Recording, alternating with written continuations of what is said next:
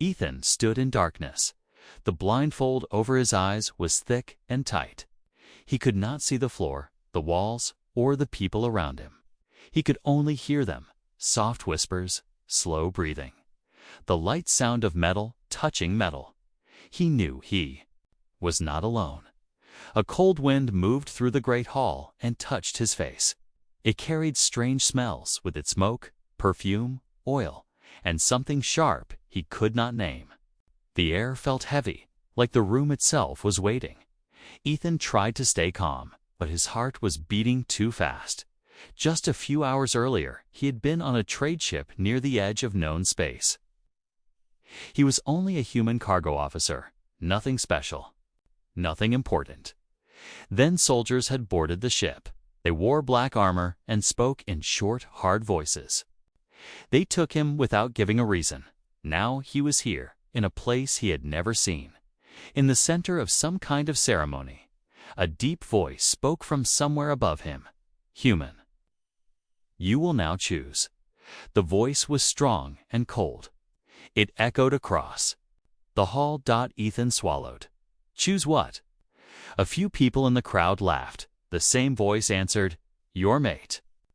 The hall became quiet again. Ethan felt his stomach turn. This has to be a mistake, he said. I don't belong here. It is no mistake, the voice said. You were selected. You will walk forward. Before you stands a line of worthy females. You will choose one by touch alone. Ethan's hands slowly closed into fists. And if I don't? No one answered for a moment. Then another voice spoke. Softer this time, almost amused. Then you insult every clan in this hall. A few more voices joined in, whispering to each other. Ethan could hear the pleasure in them now. They were enjoying. This, he understood one thing very clearly. This was not a game. A metal staff struck the floor. Once, the sound echoed. Allah. Like a warning. You will walk forward, the first voice said. When you touch the hand of one female, the choice will be final. The bond will be sealed. There will be no second choice. Ethan's mouth went dry. He wanted to pull the blindfold off and run. But he could feel eyes on him from every direction. He could almost feel their judgment, their hunger for failure. He forced himself to breathe. One step, he thought. Just take one step. He moved forward. The floor beneath his boots was smooth and cold. The hall was so quiet now that even the sound of his breathing seemed loud. Somewhere to his left, he heard armor shift. Somewhere to his right, claws clicked lightly against stone. His skin went cold. These were not human women waiting in front of him. These were alien females, warriors, nobles, hunters he did not know. But he could feel power in the silence around him. He was standing among beings far stronger, faster, and more dangerous than himself. Another step, he held out his hands a little, unsure of where to go. A low voice came from the crowd. Careful, human. Another whispered, he looks terrified. A third voice laughed. He should be. Ethan kept moving. He told himself not to listen. He told himself to focus. But every step felt heavier than the last.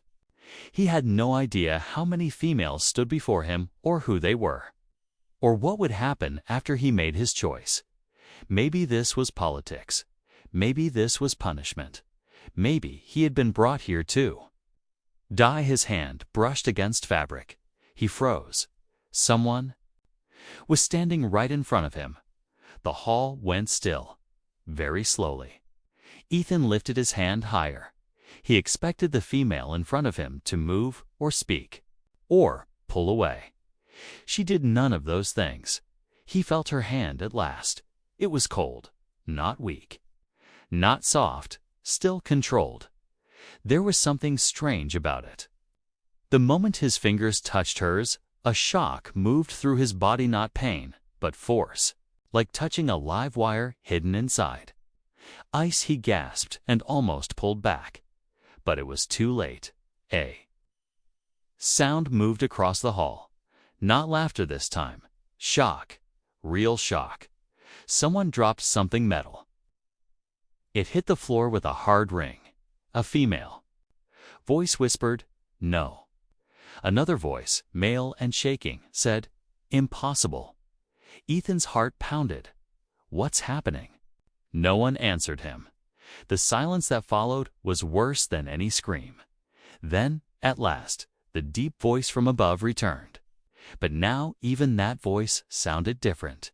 Less cold, less certain. The choice has been made. A low murmur spread through the crowd like fire through dry grass. Ethan could hear fear in it. Now, fear, not for himself. For her, his fingers were still touching that cold hand. The female had not moved, had not reacted, had not even tightened her grip. Why? Who was she? The blindfold was suddenly pulled from Ethan's eyes. Bright white light crashed into him. He blinked hard, trying to see. Shapes formed slowly, tall pillars, silver banners, rows of armored aliens, and a massive hall filled with faces from 100 different worlds. Then he looked at the female standing before him. She was taller than him, dressed in dark armor that looked almost alive under the lights. Her skin was pale gray, smooth and flawless. Long white hair fell over her shoulders like cold fire. Her face was beautiful, calm, and unreadable. But her eyes stopped him cold. They were sharp, silver, and empty of fear. She looked at him the way a storm might look at a candle dot around them. No one moved. Then an old alien noble near the front slowly stood up from his seat. His face had gone pale. His voice broke as he spoke. "The human," he said, "has chosen Valera." The name moved through the hall like a curse. Some stepped back. Some lowered their heads. One guard made a sign against evil. Ethan looked from one terrified face to another, then back at the silent woman in front of him. Valera.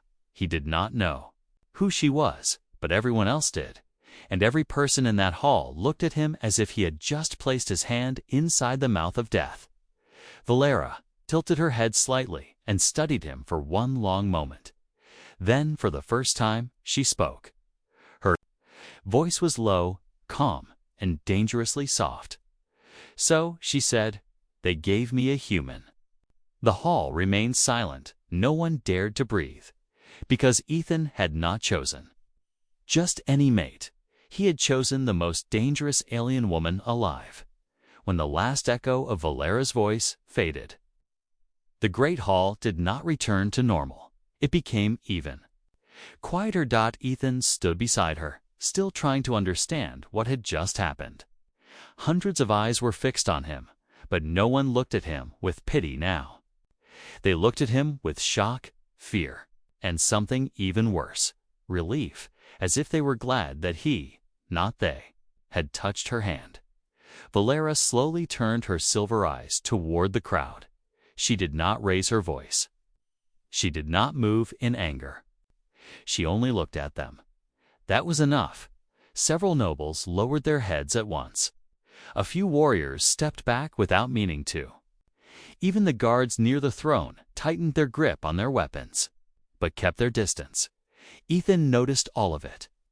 This woman ruled the room without saying a word at the far end of the hall. A tall male in red ceremonial armor stood from his high seat. His face was narrow, sharp, and proud, but there was tension in his jaw. He was the one with the deep voice. "By the old law," he said, forcing calm into his words, "the bond is accepted." The sentence should have sounded official. Instead, it sounded like surrender. A wave of whispers moved across the hall. She should have refused. No one expected this. The human is already dead. Ethan looked at the red-armored ruler. "What bond? What is this place? Why was I brought here?" The male did not answer at once. His eyes stayed on Valera, not Ethan. It was Valera who replied. "This place," she said softly, is where powerful families hide their fear behind. Law. Her words cut through the room like a blade. The ruler's expression hardened. Mind your tone, Valera. At that, something strange happened. Several people in the crowd looked down, as if they did not want to be seen watching what came next. Valera took one slow step forward. Only one. But the ruler stopped speaking. Ethan felt it too. The air changed around her.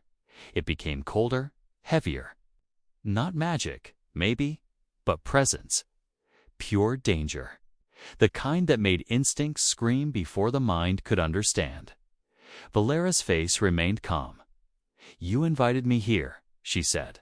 "But you placed me among your daughters, your hunters, your noble females, and your royal blades. Then you gave the human a blindfold." She paused. "Now you wish to speak of tone." No one in the hall moved.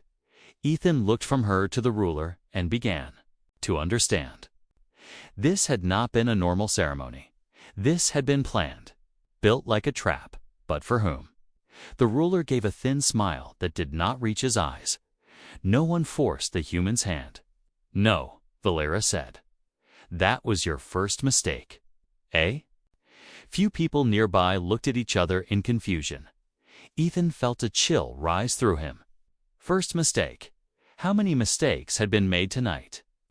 An elderly female noble near the front leaned toward another and whispered, not quietly enough, "If she keeps the bond, the council will divide." The other answered, "If she rejects it, there will be war." Ethan heard both words clearly. Bond, war, you wanted answers. But every answer seemed to create a larger fear. A young guard suddenly stepped forward, his weapon shaking in his hand. He was trying to look brave, but his eyes were fixed on Valera's face. "By council right," he said, "the human must be examined before transfer." No one supported him. No one even looked at him. Valera turned her head toward the guard. That was all. The young male went pale and stepped back so fast he almost stumbled. A faint sound of laughter rose from one corner of the hall, but it was nervous. Laughter, not cruel. Valera looked back at Ethan. For the first time he saw something in her eyes beyond danger. Not warmth, not kindness. Interest. She studied him like he was a puzzle she had not expected to receive. "You are still standing," she said. Ethan blinked. "Shouldn't I be in this room?" she asked. The lights went out. For one sharp second, the great hall vanished into black silence. Then the screaming began. Not loud at first. A gasp here, a shout there. Then metal crashed, feet pounded across stone, and someone near the throne yelled Anne. Order Ethan could not understand. The calm order of the ceremony shattered in a heartbeat. Ethan could not see anything. But he felt Valera move. One moment she was beside him. The next, the air around him changed as if a blade had cut through. A body hit the floor. Then another. Blue sparks flashed somewhere in the dark, lighting the hall for a split second. In that brief burst, Ethan saw shapes rushing toward them fast, low, armored. Assassins. Them darkness swallowed them again. "Behind me," Valera said. Her voice was still calm. That frightened Ethan more than the screaming. He moved back at once, nearly slipping on the polished floor. The noise around him grew worse. Nobles pushed past one another. Guards shouted. Some aliens rushed for the exits, while others drew weapons and formed circles around their masters. But no one came close to Vela. No one wanted to be near whatever was about to happen. Another flash of blue light burst across the room. This time Ethan saw her clearly. Valera stood in the center of the chaos like a figure pulled from a nightmare. She had drawn no weapon that he could see, yet one attacker was already on the floor at her feet, twisted at an angle no living body should hold. A second assassin came at her from the side with twin blades. Valera caught the first blade with Her bare hand, the metal stopped. The assassin froze in shock. Then she drove her other hand into his chest. Armor with a sound like breaking stone. He dropped instantly. Ethan stared in horror. He had heard people call her dangerous. He had seen fear in the room. But this was different. This was not rumor. This was not politics. This was raw, impossible. Violence under perfect control. A third attacker rushed toward Ethan. He only saw a dark shape moving through the shadows. He stumbled backward and threw up his arms, expecting pain. Instead, Valera reached him first. She moved so fast he barely followed it. 1 second, she was 5 steps away. The next, she was between Ethan and the attacker. Her elbow struck the assassin's throat. Her knee crushed his middle. Then she took the attacker's own blade and sent him crashing across the floor. The body slid to a stop near one of the silver pillars. The hall fell silent. Around that sound, the lights returned, not fully. Only half the glowing strips above the ceiling came back to life, leaving the room filled with long shadows and cold white beams. Smoke drifted through the air. 3 bodies lay on the floor near Valera. No one moved. Guards stared. Nobles stood frozen. The ruler in red armor had his own guards around him now. But even from across the hall, Ethan could see something new in his face. Not anger, not surprise, fear. Valera did not look at the dead attackers. She looked up toward the ceiling, studying the broken lights. Her breathing remained steady. She was not shaken at all. "They sent children," she said. One of the older warriors near the front swallowed hard. Those were not children. Valera turned her silver eyes toward him. Then they were fools. No one argued. Ethan looked down at the nearest assassin. The armor was black, smooth, and marked with no family signs, no banners, no symbols. Whoever had sent them did not want to be known, but someone in this hall had. Known someone had planned for the lights to fail. Someone had expected death. A low groan came from the floor to Ethan's left. One of the attackers was still alive, the one Valera had thrown into the pillar. Blood ran from the corner of his mouth, and his breathing came in weak. Broken pulls, Dot at once. 3 guards started toward him. Valera raised one hand. They stopped Dot again, just like that. She walked to the dying assassin and crouched beside him. Her armor made no sound. Her face showed nothing. "Who sent you?" she asked. The assassin laughed, but it came out wet and ugly. "You know how this ends, perhaps," Valera said. "But I asked a question." The attacker turned his head slightly and looked at Ethan. His eyes widened. The expression on his face was not hatred. It was disbelief. The human? He whispered. Ethan felt cold all over. The dying male coughed blood, then forced the words out. He was never meant to survive the choosing. The hall stirred like a nest of snakes. Whispers rose from every side. Never meant to survive. What? Does he know? Who hired them? The ruler in red armor stepped forward at last. Silence him. But Valera looked up before the guards could move. The ruler stopped where he was. That tiny pause told Ethan everything. The attacker saw it, too, and a weak smile touched his mouth. "Yes," he murmured. "Now they see." Valera leaned closer. "See what?" The assassin's gaze shifted between her and Ethan. His voice became so thin, Ethan had to strain to hear it. The trap failed. Then his body went still. Silence spread through the hall again. Heavier than before. Ethan could hear his own pulse. Trapped, the words sank into him like ice. He looked at the ruler, at the nobles, at the guards. Some seemed shocked. Some seemed nervous. A few would not meet his eyes at all. This ceremony had not been about choosing a mate. It had been built for something else, and somehow he had broken it without even knowing. The ruler quickly regained his control. "Take the bodies," he ordered. "Seal the hall." No one leaves until Valera stood. He stopped speaking again. She did not shout. She did not threaten. Yet the command in the room shifted away from the throne and toward her. "This hall is no longer safe," she said. The ruler's jaw tightened. "You do not give orders here." "No," Valera asked softly. "Then stop me." No one moved. The challenge hung in the air, clear and deadly. For a long moment, it seemed the entire galaxy had narrowed down to that single space between them. Then the ruler looked away first. It was small, almost invisible, but the room saw it, Ethan saw it, and so did Valera. She turned back to him. "Come."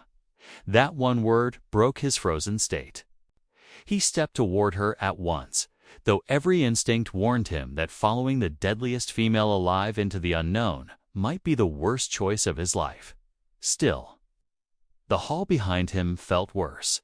As they started walking, the crowd parted without being asked. No one wanted to stand in Valera's path. Some looked at her with fear. Others looked at Ethan with dark curiosity, as if he had become something dangerous simply by surviving near her. At the great doors, Valera stopped for only a second. Without turning, she spoke to the room. "You wanted a game," she said. "Now you have consequences." Then she walked out into the night. Ethan followed her into a long silver corridor open to the stars. Cold air rushed through the high arches. Far below, ships moved like lights over a black city. He had 100 questions. He only managed one. What? Trap. Valera did not slow down. Her eyes stayed fixed ahead. "The kind," she said, "that kills slowly if you are lucky." And somewhere behind them, deep inside the palace, alarm sirens began to rise. The alarm spread through the palace. Like a living thing, red lights came on above the silver corridor, washing the walls in blood-colored flashes. A cold mechanical voice began speaking in the alien trade language, repeating the same warning again and again. Ethan did not understand every word. He understood enough. Lockdown. Security breach, all exits sealed. He followed Valera as fast as he could. Her steps were smooth and steady, never rushed, yet he had to struggle to keep up. She moved like someone who already knew how the next 10 minutes would unfold. Ethan did not. He looked over his shoulder once. The giant doors of the hall were already closing behind them. Guards were gathering at both ends of the upper walkways. Some pointed toward Valera. Others spoke into wrist devices with clear panic in their voices. "They're coming after us," Ethan said. "They are deciding," Valera answered. "That looked like chasing to me." "It will become chasing soon." That was not comforting. The corridor opened onto a wide circular platform hanging over the city. Beyond the edge, the night stretched forever. Towers of black glass and silver metal rose into the sky. Ships moved between them in lines of light. Far below, storms of neon color flashed over streets. Ethan could not even see clearly. It should have looked beautiful. Instead, it felt like standing over a trap with no bottom. Valera stopped near the center of the platform. Wind pulled at her white hair and dark armor. She lifted one hand toward a sealed gate ahead. Nothing happened. For the first time since Ethan had met her, a faint line appeared between her brows. "The gate is locked," he said. "Yes." "That's bad, right?" "Yes." He was starting to dislike how often her answers were that short. Behind them, the sound of boots grew louder. A squad of palace guards entered the far end of the corridor, spreading out in a half circle. Their armor was polished silver, their weapons glowing blue at the tips. They looked trained and dangerous. But none of them came too close. A captain stepped forward. He was older than the others, broad-shouldered, with scars along one side of his face.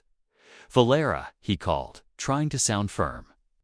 "By order of the council, remain where you are. The human will be taken into protective custody." Ethan gave her a quick look. Protective custody. "They mean a cage," Valera said. The captain heard her and did not deny it.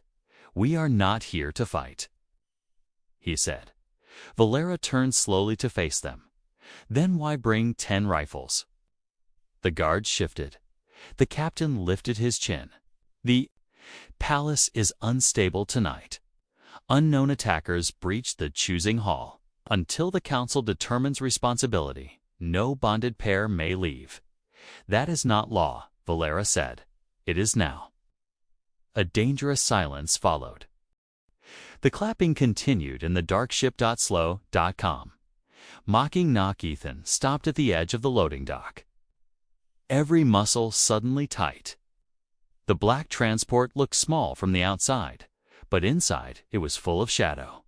He could not see who was there, only the faint outline of a seated figure near the rear ramp. Valera did not step back. She stood still, one hand lowered at her side, her silver eyes fixed on the darkness inside the craft. "You always did enjoy dramatic entrances," a male voice said from within. The voice was smooth and rich, almost friendly. That made it worse. A strip of white light flickered on overhead inside the ship, revealing the speaker. He sat in a relaxed pose, one leg crossed over the other, dressed in a dark coat marked with fine gold lines. His skin was bronze gray, his hair black, and his smile easy. He looked too comfortable for a man sitting in a stolen escape craft in the middle of a palace. Locked down, 2 armed figures stood behind him in the shadows, still as statues. Valera's face did not change, but Ethan felt the cold in the air deepen. "Keller," she said, so she knew him. That was not good. Keller rose slowly and gave a small bow, as if they were meeting at a formal dinner and not at the edge of a trap. "It has been a long time." "Not long enough," Valera replied. Ethan stayed quiet, but his eyes moved quickly between them. Keller was smiling, yet there was real danger in the way he stood. He carried himself like someone used to command, someone who believed every room belonged to him.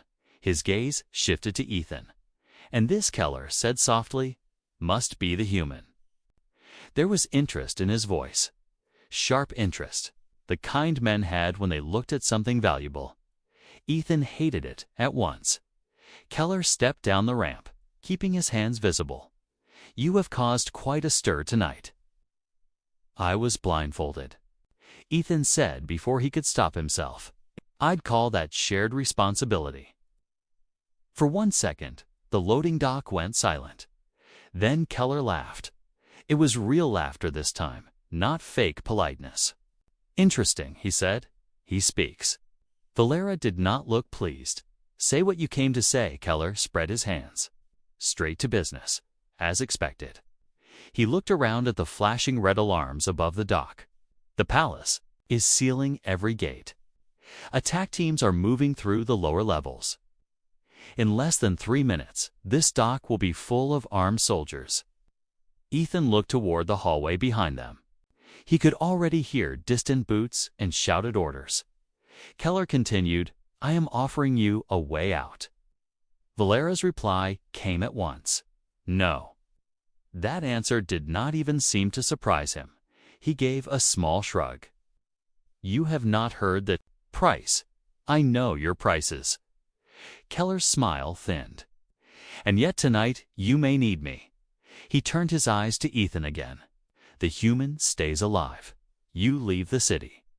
The council loses its prize. Everyone wins enough to pretend they are satisfied. No one wins with you," Valera said. Keller's expression remained calm, but something colder moved under it now. "You are in no position to reject help." At that, Ethan finally understood the shape of the moment. Keller was not here. By luck, he had expected this. Maybe not every detail, but enough to place himself exactly where Valera would need transport, which meant he had been watching, planning, waiting for the bond to happen. Ethan looked at the two silent guards behind Keller. Their armor had no palace marks. Private soldiers, loyal to him alone. "Who are you?" Ethan asked. Keller looked almost pleased by the question. "A friend with excellent timing." "He's lying," Valera said. "I know," Ethan replied. That earned him a quick, sideways glance from her. For the first time since they left the hall, she looked at him not just as someone to protect, but as someone who was paying attention. Keller noticed it too.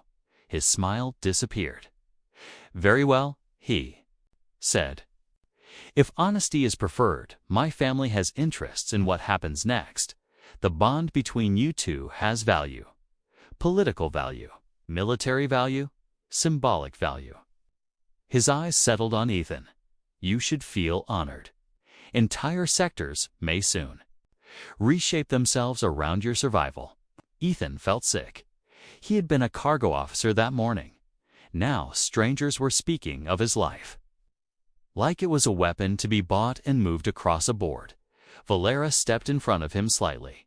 Not enough to hide him, enough to make a statement. Keller saw it. "That is new." Her voice went flat. "Leave." Keller did not move. "The council wants the human separated from you. Several noble houses want him dead. One faction wants to study the bond, another wants to use him to control you." He paused. "I am offering the most merciful option on this dock." Before Ethan could ask another question, a loud metallic bang echoed down the corridor behind them. The soldiers were close. Keller turned his head slightly and listened. "Time is ending." He lifted a small device from his coat and pressed it. The black ship behind him hummed to life. Engines swarmed with a low, hungry sound. "My ship," he said. "My route, my protection. In return, I ask only conversation. Later, that means leverage," Valera said. "It means survival." Another crash sounded behind them, much closer. Now, Ethan looked from the corridor to the ship to Valera. Every option felt bad. Stay here and get captured. Go with Keller and owe a dangerous man a future favor. Run on foot through a locked city. He made a choice. "Take the ship," he said quietly. Valera turned to him. "You do not know him." "No," Ethan said, "but I know the sound of a closing trap." Keller's eyes narrowed. He had not expected the human to speak into the decision. Valera held Ethan's gaze for one long second. "Then," she asked, "and when the trap closes inside the ship?" Ethan forced himself to answer, even with his pulse hammering. "Then at least we'll know where the walls are." That made Keller laugh once, softer this time. Valera looked back at the corridor. Shadows were moving there now, armed silhouettes. Too many, she made the decision at last. "Fine," she said. "But understand this, Keller, if this is betrayal," he finished the sentence for her with a thin smile, "then I die first." "Yes, I remember." The first soldiers appeared at the far end of the dock. Keller stepped aside and gestured toward the ship. "After you." Valera moved up the ramp with Ethan close behind. The two private guards inside shifted to give them space, but their hands stayed near their weapons. The hatch began to close, just before it sealed. Ethan looked back one last time and saw the palace soldiers flood onto the dock. Too late. The ship lifted hard, engines roaring, and shot out into the neon night. Ethan grabbed the nearest rail as the city dropped away below them. For one brief moment, he thought they had escaped. Then the front display lit up with warning signals. 3 attack ships were already waiting in the sky, and one of them had locked onto their engine core. The warning lights turned the inside of the ship red. A sharp mechanical voice repeated the same message again and again. "Target lock detected. Engine core marked." Impact risk extreme. Ethan held the side rail as the transport shook beneath him. Through the front screen, the night sky of the alien city had become a battlefield. 3 attack ships hung above them like black knives, each one fast, narrow, and built for pursuit. One had already locked onto their engine. Keller moved to the pilot station at once. His calm mask did not break, but his hands became very precise. "Strap in," he said. "No," Valera replied. Keller glanced back. That was not a request. Valera ignored him and stepped closer to the front screen. Her silver eyes tracked the 3 ships in a way Ethan could not understand. She was measuring speed, distance, weapon type, angle of attack, all of it. In seconds, the ship lurched left, then dropped hard. Ethan nearly lost his footing. One of Keller's guards tossed him a harness belt. "Use it, human, unless you enjoy broken bones." Ethan caught it and strapped himself into the nearest jump seat. Valera remained standing. That somehow looked more dangerous than the enemy ships. Keller's fingers moved over glowing controls. "Those are not palace interceptors," he said. "No council marks. Private strike craft. So your rivals came prepared to," Valera said. Keller's jaw tightened. "They are not mine. Everything tonight belongs to someone," she answered. The first shot came a second later.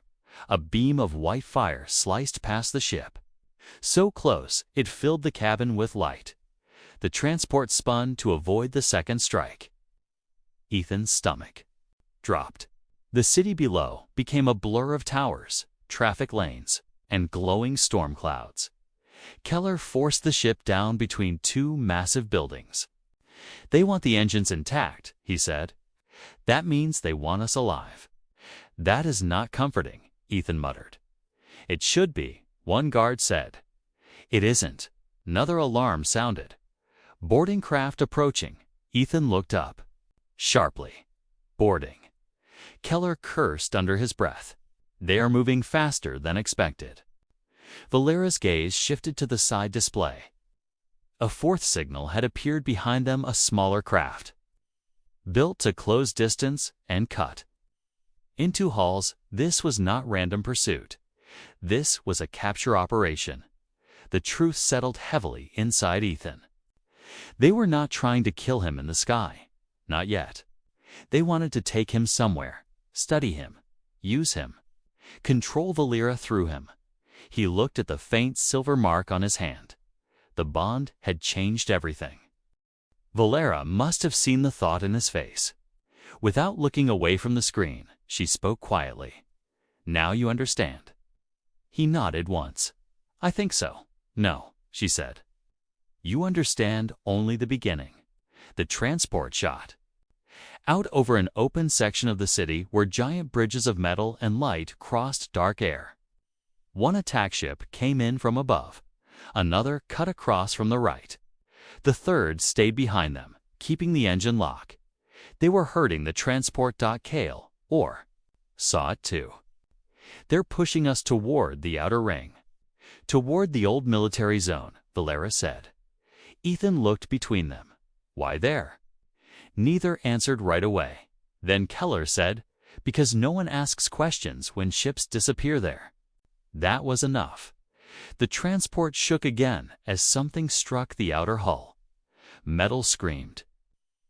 One of the side panels burst open in sparks. Cold air rushed into the cabin. The 2 private guards drew weapons at once. Ethan turned toward the back hatch. He could hear it now, a hard metallic drilling sound. The boarding craft had attached itself. Keller kept flying, but his voice changed. "I can shake the attack ships, or I can prevent boarding. Not both." Valera finally reached for a weapon from beneath the backplate of her armor. She drew a long black blade that seemed to unfold in her hand. The metal was dark and thin, with a pale silver line running through the center. It did not glow. Did not need to. Even Keller's guards took one step back when they saw it. Ethan stared. "You had that the whole time?" "Yes." "That would have been useful to know earlier." "There has been very little time." The drilling sound became louder. A circular line of heat appeared on the rear hatch as cutting tools burned through the metal. Keller spoke without turning. "If they board and take the human, all current alliances collapse. Then do not let them take him," Valera said. The words were simple, but Ethan felt something shift when she said them. Not because of the danger, because she had not said the bond, she had not said the asset. She had said him for the first time that night. Ethan realized she was no longer protecting him only because the bond forced her to. Somewhere between the hall, the corridor, and this burning ship, her choice had become personal. The hatch exploded inward. Smoke and sparks filled the rear cabin. A black-armored figure came through first, low and fast. Weapon raised, Valera reached him before his second step. Her blade moved once. The boarder's weapon split in half. Her second strike sent him crashing into the wall. A second and third attacker rushed in behind him. The cabin was too tight for open combat, but that only seemed to help her. She moved with brutal precision, every motion short, clean, and final. One attacker lost his footing when Keller rolled the ship. Valera used the movement, drove him into the ceiling, then turned and cut through the wrist armor of the third before he could fire. Ethan could barely follow it. This was not a fight. It was survival reduced to perfect action.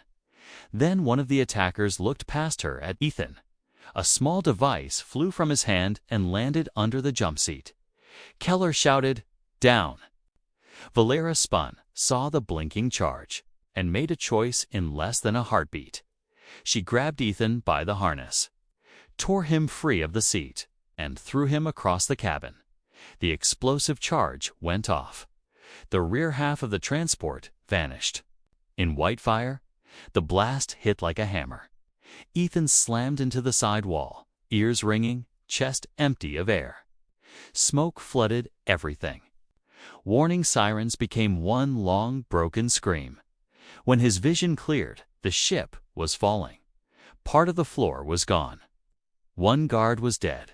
The other was bleeding and trying to stand. Keller was fighting the controls with both hands, and Valera was on one knee between Ethan and the burning hole in the cabin. Her blade planted in the deck, her body taking the worst of the blast. Ethan crawled toward her. "Valera." She lifted her head slowly. There was blood at the corner of her mouth. Her eyes found his. Still sharp, still awake. Then she said the one thing he least expected to hear. "Good," she whispered. "You lived." And below them, through the torn open hull, the dead military zone rose up fast from the dark. The ship fell out of the sky like a wounded animal. Below them, the dead military zone spread across the outer edge of the city. Dark towers, broken landing fields, rusting defense guns, and old war walls left to decay under red storm clouds. No traffic moved there. No public lights burned. It looked less like a district and more like the grave of an army. Keller fought the controls, dragging the damaged transport away from a shattered tower by less than a meter. Sparks burst from the front console. Smoke filled the cabin. Warning. Alarms had become a single dying pulse. "We are not landing," he said through clenched teeth. "We are crashing with direction." "That is not better." Ethan coughed.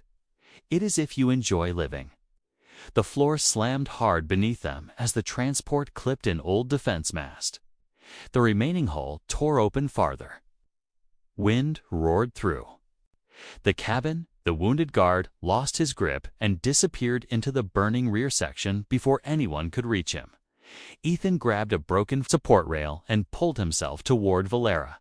She was still kneeling, one hand on her blade, blood on her mouth, silver eyes half-focused but alert. Even injured, she looked more dangerous than anyone else in the ship. "Can you move?" he asked. Double quotes, yes. She did not move. He frowned. That sounded false. It was efficient. Even now, she could do that. The transport hit the ground. A second later, metal screamed.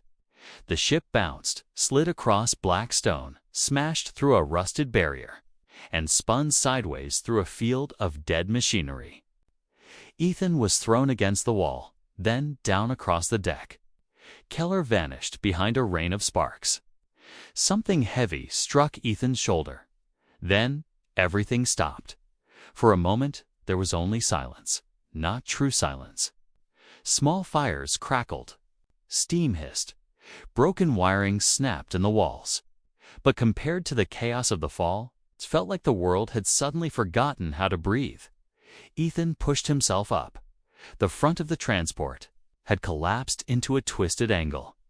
One of the view panels was gone, opening onto a wasteland of concrete, shattered launch rails, and distant bunkers buried in darkness. Red stormlight moved over everything like slow blood. He turned at once to Vaeli. She had risen before him. Of course she had. She stood unsteady for only a second, then pulled her blade free from the deck. Her armor was scorched along one side, and a thin line of dark blood ran down her neck. But her eyes were clear now. Keller stumbled from behind the ruined pilot station. One sleeve burned away. His elegant calm had cracked at last. "Report." Ethan almost laughed. "We crashed out of the sky. That's the report." Keller ignored him and looked at the ship's dead systems. Communications gone. Main engine gone. Tracking field. He checked one broken display, then muttered a curse. "Still active?" Alira's gaze sharpened. "They can still find us." "Yes," Keller said. "And after that explosion, they know exactly where to search first." Outside, something distant moved through the clouds. Engines, more than one. Ethan heard them too, and felt his stomach tighten. How long? Keller listened. Not long enough. Lara stepped toward the open breach in the hull and studied the dead zone beyond. "There are old tunnels beneath this district." Keller looked at her. "If they have not collapsed, if they had collapsed," she said, "I would remember." That line made Ethan pause. "You've been here before." Valera did not answer at once. Then she said, "This is where they made me." The words hung in the broken cabin. Even Keller went still. Ethan looked out at the ruined military grounds again, seeing them differently now, not just an abandoned district. A place tied to her. A place of old pain. He wanted to ask more, but the sound of engines above grew louder. Kale, or moved first. Sentiment later, move now. They climbed out through the torn side of the ship into cold night air. The ground was rough with cracked plating and old impact scars. Half-buried gun. Towers rose around them like bones.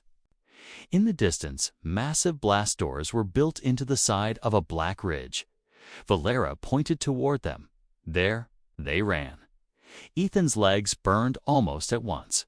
He was tired, bruised, half-deaf in one ear, and running through a dead war zone beside the most feared female in the galaxy and a man he still did not trust.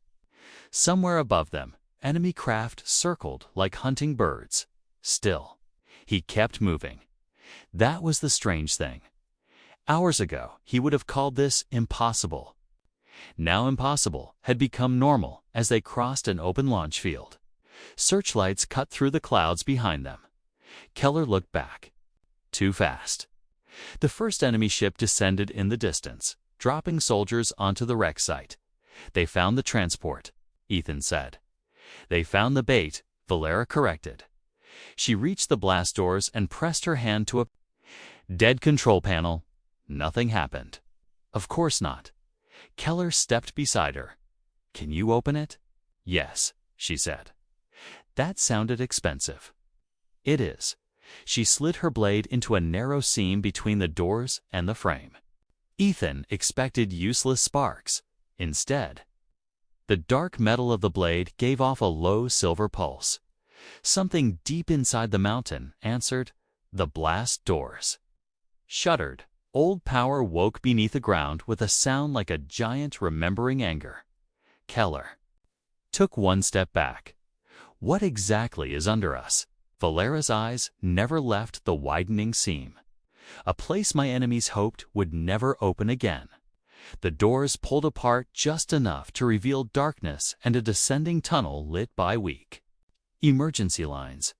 Then the ground behind them shook with the impact of incoming troops. Voices shouted across the